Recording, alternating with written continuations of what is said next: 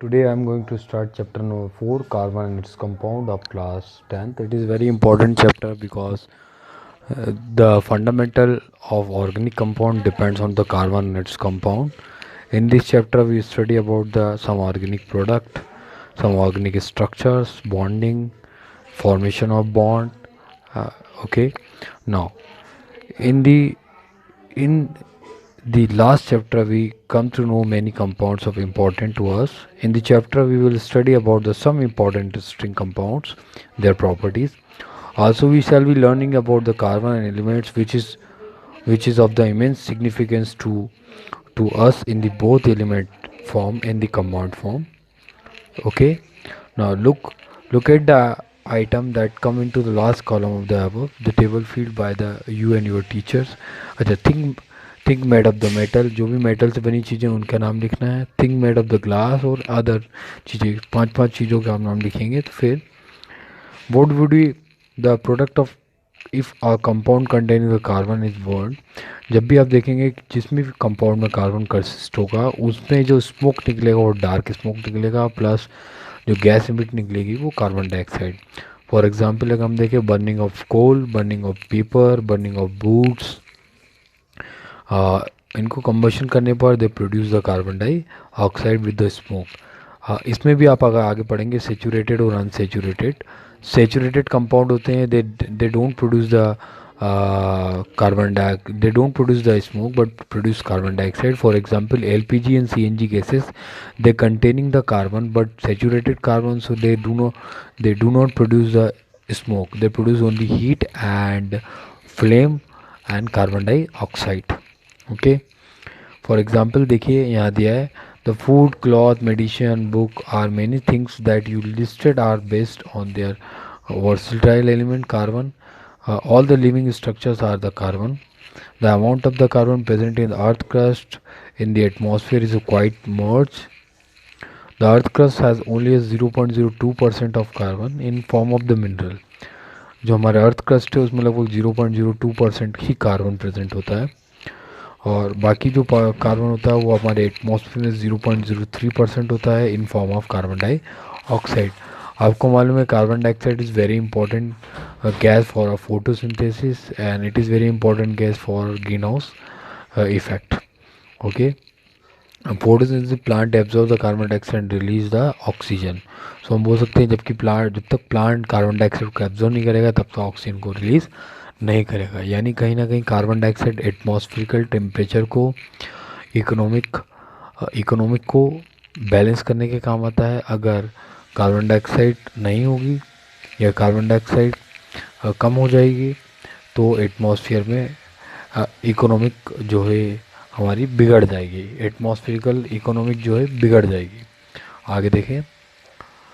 इसके अलावा bonding in carbon हमने पढ़ा है नेचर के अंदर सबसे ज़्यादा कार्बन होता है. बट क्यों होता है और क्यों होता है, यानी कार्बन के compounds, millions of carbon compounds are exist. What is the reason behind it. तो याद रखिएगा कार्बन में टेट्रावेलेंसी होती है, यानी कार्बन के आउटर मोस्ट शेल में 4 इलेक्ट्रॉन होते हैं और ये 4 इलेक्ट्रॉन और एक्सेप्ट करके या शेयर करके कोवेलेंट बॉन्ड फॉर्मेशन करता है, जिसके कारण ऑर्गेनिक प्रोडक्ट तैयार किए जाते हैं. इन ऑर्गेनिक प्रोडक्ट का मेल्टिंग पॉइंट और बॉइलिंग पॉइंट हाई होता है. कंडक्टिविटी इसका नेचर बहुत कम होता है, बट लिक्विड स्टेट में they are the good conductor. तो अगर आपसे पूछे why the carbon compounds exist in nature in large numbers, you will say carbon has the tetravalency and formation of covalent bond. जो covalent bond बनाते हैं उसके कारण ही फॉर्मेशन होता है. आगे अगर हम बात करें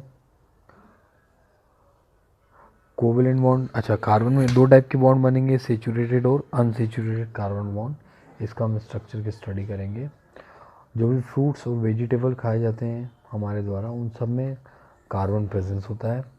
जैसे आप बात करें लेमन में साइट्रस एसिड होगा, एप्पल विनेगर होगा, चीटी के अंदर फॉर्मिक एसिड होगा, इथेनॉल अल्कोहल होगा, वुड स्प्रिट में मीथेन, जो मर्सी एरिया होता है वहाँ मीथेन होती है. ये सब ऑर्गेनिक प्रोडक्ट हैं क्योंकि इनमें कार्बन होता है. हम ऑर्गेनिक प्रोडक्ट उसी बोल सकते हैं जिसमें कार्बन के साथ हाइड्रोजन अटैच हो.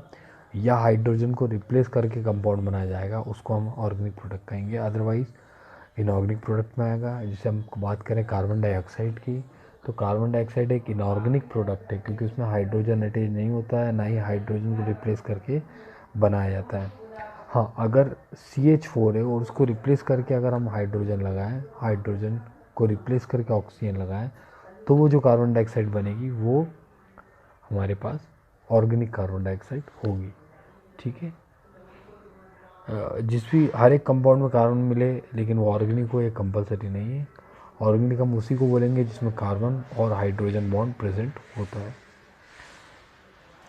Organic compound mostly non conductor होते हैं, बट मोल्टन स्टेट में अगर बात करें या फ्री स्टेट में एग्जिस्ट होते हैं, फ्री आयंस एग्जिस्ट होते हैं, तो they are the good conductor.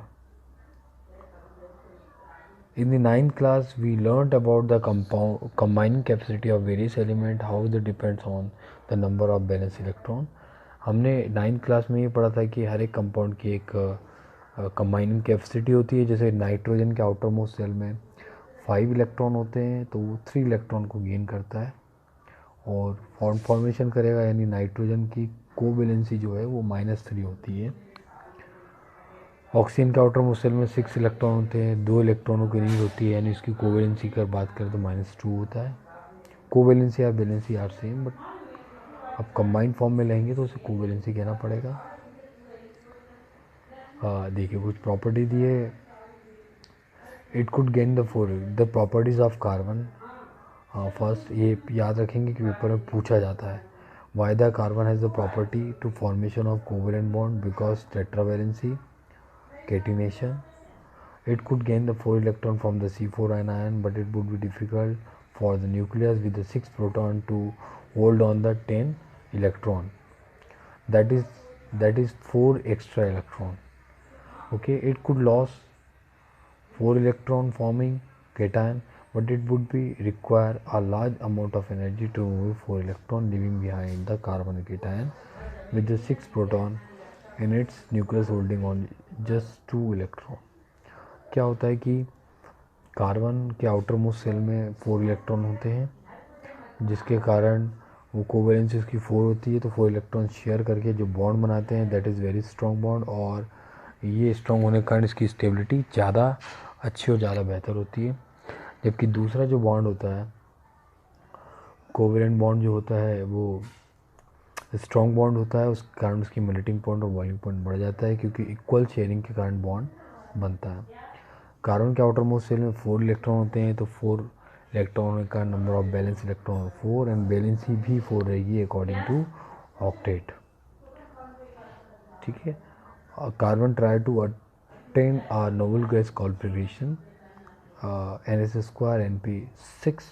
So we can say the in outermost cell the 8 electron are there if carbon combined with the monovalent single atom or tetravalent divalent or tetravalent or trivalent.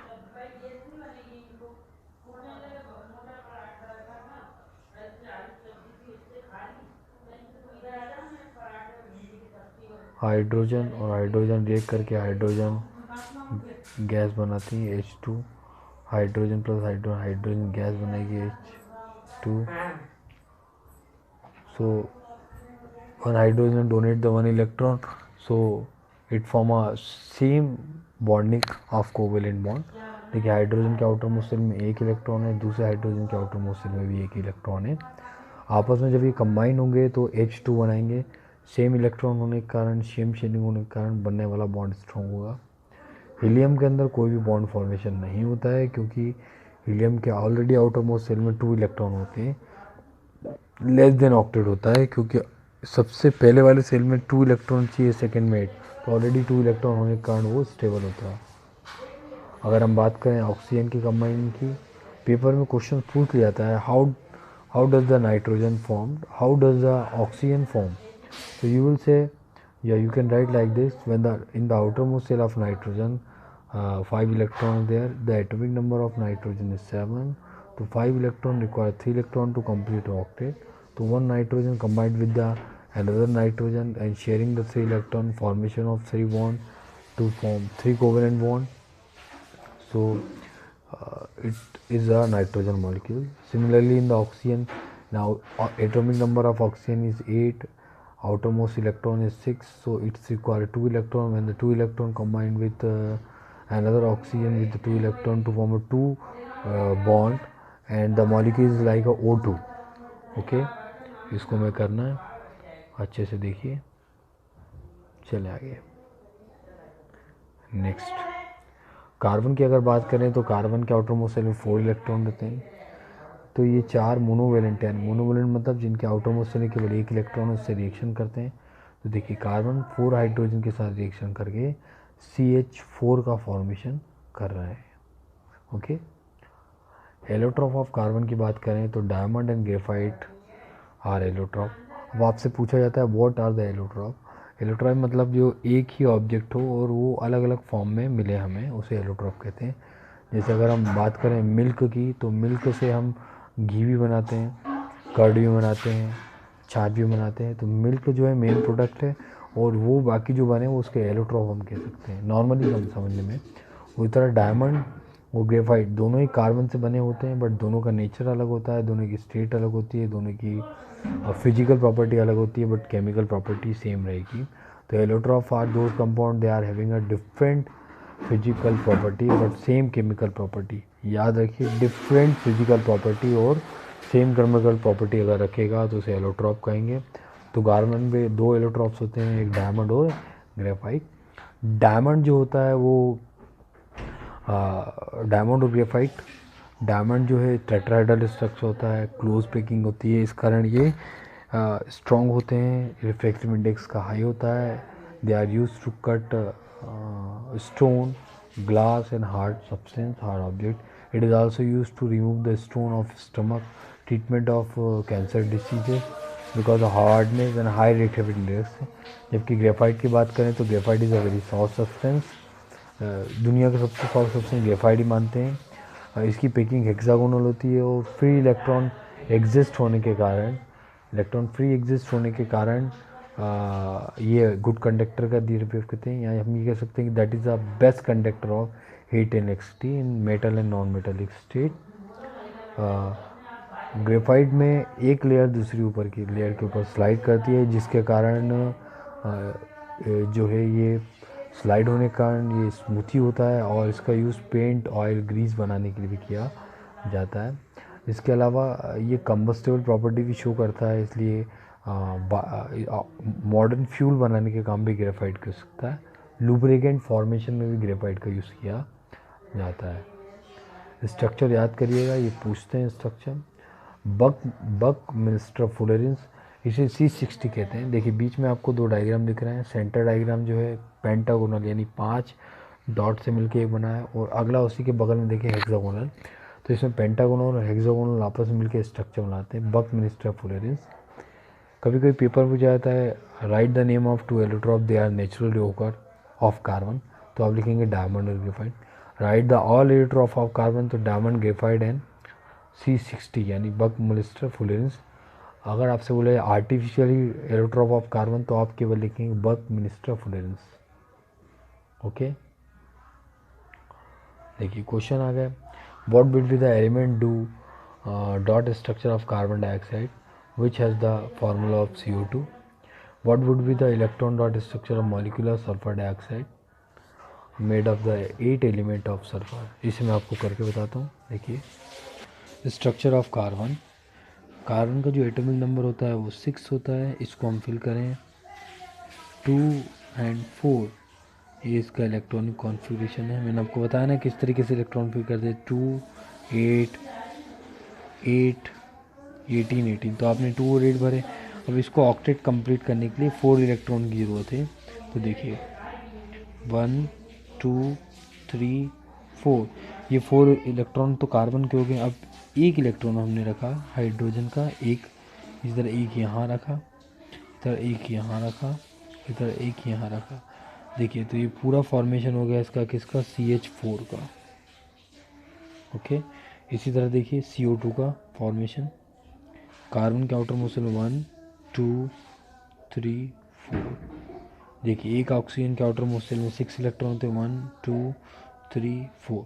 तो ये 4 electron जो है oxygen के, ये इसके साथ share करेंगे। देखिए इसको 1 2 3 4 5 6 7 8 इस तरह, इसमें यहाँ 2 ऑक्सीजन ले लें 1 2, तो इसके, तो इस तरीके देखिए कार्बन के भी 1 2 3 4 5 6 7 8, ये पूरे इसके अंदर मूव करेंगे इलेक्ट्रॉन। और देखिए हाइड्रोजन के आउटर मोस्ट शेल में 1 इलेक्ट्रॉन होता है, सेकेंड हाइड्रोजन के आउटर शेल में 1 इलेक्ट्रॉन होता है। देखिए इसके ये इलेक्ट्रॉन इसमें ही पार्टिसिपेट करेंगे, इसमें ये कंप्लीट हो गया, स्टेबल हो गया।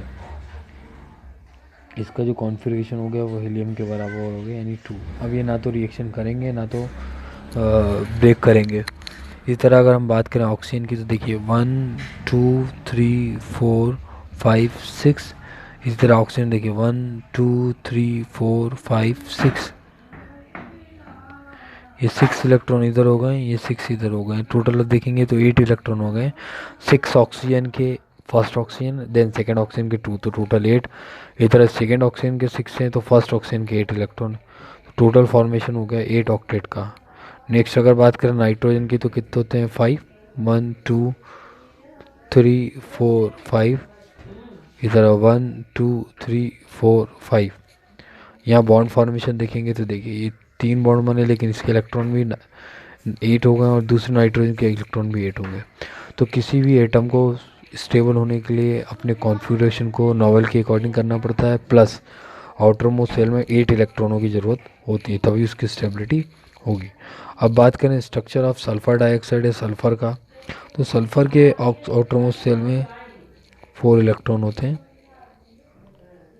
तो ऑक्सीजन अपने 2 इलेक्ट्रॉन शेयर करता है, फिर सेकंड ऑक्सीजन में अपने 2 इलेक्ट्रॉन शेयर करेगा। इस तरीके से यहाँ पे इसके 8 इलेक्ट्रॉन होगी और फॉर्मेशन हो जाएगा SO2 का। सेम कंडीशन हम कार्बन डाइऑक्साइड की बात करें तो CO2 का होता है 1 2 3 4, ये 2 1 2 3 2 1 2, तो टोटल आपके पास 8 इलेक्ट्रॉन इधर होगा है। तो इस तरीके से इसकी स्टेबिलिटी आ गई है। Okay, same chemical property but different physical property, these are the property of allotrop. So we can say the allotrop property first in carbon, second some or compound like sulfur, but in the senior classes you study. अगर हम बात करें तो diamond की, अगर बात करें diamond का स्ट्रक्चर ऐसा होता है, कुछ तरीके से होता है। और ग्रेफाइट का स्ट्रक्चर अगर हम बात करें तो कुछ इस तरीके से होता है। तो डायमंड में जो है ये जो बॉन्ड दिख रहा है आपको, ये बहुत पास प्लस होने के कारण इसकी स्टेबिलिटी ज़्यादा होती है। इसे टेट्राहेड्रल शेप बोलते हैं, पिरामिड शेप भी बोल सकते हैं। इसको बोलते हैं हेक्सागोनल, 6 कोनों के कारण हेक्सागोन होता है। इसमें डिस्टेंस जो है बॉन्ड के बीच की, यानी ये जो डिस्टेंस है ज़्यादा होने के कारण आसानी से ब्रेक होता है, और ब्रेक होने के कारण इसकी स्टेबिलिटी कम होती है और ये गुड कंडक्टर की तरह बिहेव करता है। ओके, समझ में आ रहा होगा आपको। देखें आगे, और जब हम करंट पास करते हैं तो इसमें फ्री इलेक्ट्रॉन्स होते हैं जो फ्री स्टेट में एग्जिस्ट करते हैं, और यहाँ से इलेक्ट्रॉन फ्री होने के कारण करंट को पास करते हैं। यही 2 नेचर हैं जो आपको याद रखना है, क्योंकि 11th और 12th में भी पूछा जाता है अच्छे से।